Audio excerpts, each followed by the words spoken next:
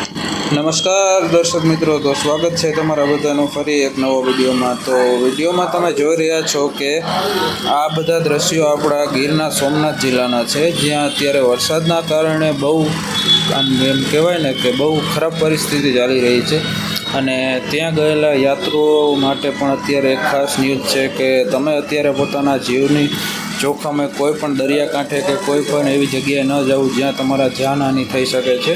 તો દરિયાના અમુક ચિત્રો અમે તમારી સામે રજૂ કરીએ છીએ, જેમાં અમુક લોકો ડૂબતા હોય દરિયામાં, એવા પણ સીન જોવા મળ્યા છે। તો આપણે પણ એ સાઈડ જઈએ તો આપણે પણ એ વસ્તુનું ખાસ ધ્યાન રાખવું કે અત્યારે આ વરસાદ અને પવનના કારણે દરિયાકાંઠાથી જેમ દૂર રહીએ એમાં મજા છે।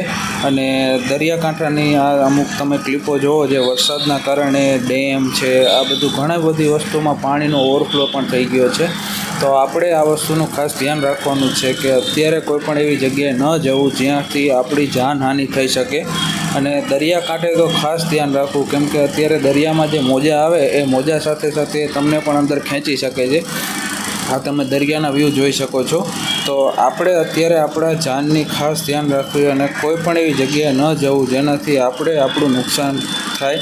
તો કૃપયા કરીને તમે પોતાના જાનના જોખમે કોઈ પણ એવું કામ ન કરો અને દરિયાકાંઠાથી જેમ બને તેમ દૂર રહો અને વરસાદથી પોતાના શરીરની અને પોતાના ઘરના વ્યક્તિઓની સાચવણી રાખો। ધન્યવાદ।